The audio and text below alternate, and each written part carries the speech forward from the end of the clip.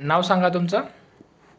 आशा दादासाहेब जाधव. बरं. तुमच्या तक्रारी कशा चालू झाल्या आणि कधीपासून चालू झाल्या जरा व्यवस्थित सांगा. एक एक गोष्टी सांगा. सुरुवात जुलाबापासून झाली ती. कधी झालं आहे सगळं? जवळपास 3 महिन्यापूर्वीची गोष्ट आहे. ओके. तुम्ही आपल्याकडे मार्चमध्ये आला होता. आपल्याकडे यायचं किती अगोदर? एक 15 दिवस तुमच्याकडे फेब्रुवारीमध्ये तुम्हाला त्रास चालू झाला. फेब्रुवारी 2025. हो. आणि त्यावेळेस काय सुरुवातीला जुलाब झाले आणि पुन्हा शरीरावरती अंगावर सगळी सूज वाढली. हातापायावरती भरपूर प्रमाणात सूज वाढली. चालताना बसताना त्रास व्हायला लागला. मग सुरुवात आपण ट्रीटमेंटचा विचार केला. त्यावेळेस तुमचं गाव कुठं त्रास होता होता? चांदच. मी माहेरला आलते. चांदजून नातेपुतेला शिफ्ट केलं त्यांना. ओके. तिकडे त्रास झाला म्हणून तिथून नातेपुतेत आलो. मग आम्ही दवाखाना डॉक्टर भोसले सरांना भेटले. हो. दवाखाना काय सापडलं? त्यांनी तुमचा सल्ला दिला. नाही, पण आधी तपासणी केल्या की काय होतं? किडनी डिसीज सांगितलं होतं. प्रॉपर किडनी डिसीज सांगितलं होतं. क्रिएटिनिन वगैरे किती होतं त्यावेळेस? क्रिएटिन जास्तच होतं. सुरुवातीला मला वाटतं 2 का 3 होतं आणि नंतर वाढत चालू होतं ते. जवळपास हायेस्ट 13.5 लाख क्रिएटिन गेलं. 13.5 पर्यंत हायेस्ट गेलं. आणि त्यांना त्रास काय होतो? जेवण जात नव्हतं. सूज होती अंगावरती भरपूर. सूज होती. पाय हात वगैरे सुजलेले भरपूर सुजलेलं. आपण औषधं सुरू केली. हो. मार्च 3 तारीख नाही 9 तारखेला तुम्ही आला होता. हो. बरं. औषधं सुरू केल्यानंतर कसे बदल झाले आणि आता काय कंडिशन?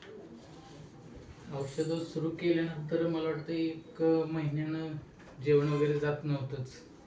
प्लस क्रिएटिन तर वाढतच होतं. मग त्यावेळेस आपल्याला डायलिसिस करावं लागलं होतं. ते डायलिसिस आपण केलं कंटिन्यूस. मला वाटतं 4च डायलिसिस आपल्याला लागले मोजून. 4 डायलिसिसमधूनच आपल्याला रिपोर्ट चालू झाला पॉझिटिव्ह म्हणजे आपलं निगेटिव्ह. त्या पद्धतीने फरक बंद करून टाकले डायलिसिस. आणि औषधांचं कंटिन्यूस राहिलं. ठीक. आणि आता जुलैमध्ये तुमचे क्रिएटिनिन आहे 0.7. ॲब्सोल्युटली नॉर्मल आहे. एकदम नॉर्मल आहे. लास्ट डायलिसिस कधी झालं? 3 महिन्यापूर्वी झालं. मागच्या 3 महिन्यांमध्ये तुमचं क्रिएटिनिन नॉर्मलच आहे. टप्प्याटप्प्याने मे मध्ये साधारण 2च्या आसपास होतं ते 1.1 परत आणि आता 0.9 0.7 असं आहे. आणि प्रोटीन लॉस पण 4+ आता अगदी ट्रेस लेवलला आहे. बाकी तुम्हाला काय बदल जाणवले? तुम्हाला काय त्रास होत होता? सूज वगैरे आता काय आहे? ठीक. नॉर्मल आहे तुम्ही. बाकी काय जाणवते अजून? तुम्हाला काय त्रास तर नाही. काय सांगायचं का पेशंटला इथल्या ट्रीटमेंटबद्दल? हो.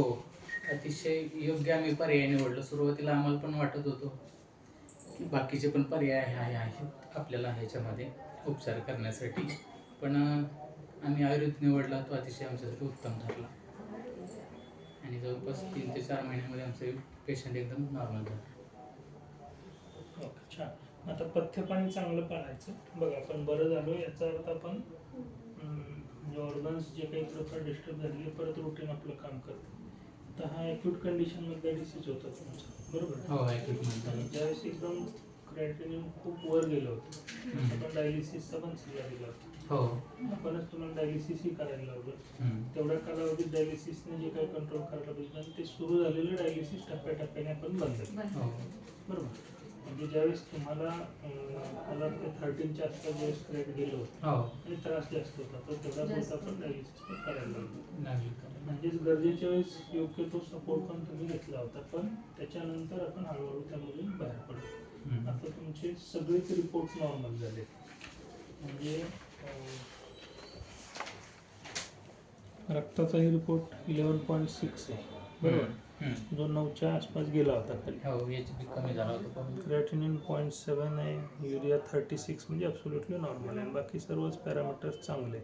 सगळ्यात महत्त्वाचा जो तुमचा EGFR डिस्टर्ब झाला होता तो आता 80च्या आसपास आला आहे. 79.82. Very nice. सुरुवातीला आपण केला नव्हता, कदाचित तो आणखी कमी असणार आहे. कारण मे महिन्यामध्ये ज्यावेळेस आपली ट्रीटमेंटने बराच बदल झाला होता त्यावेळेस तो 60 होता, आता तो 80 आहे. म्हणजे एफआर पण खूप चांगला, कारण तुमचं ज्यावेळेस त्रास एकदम 12-13 क्रिएटिनिन झालं तर त्यावेळेस तो जेवर कमी पण असेल. ठीक आहे, पथ्य चांगली पाळा. थँक्यू.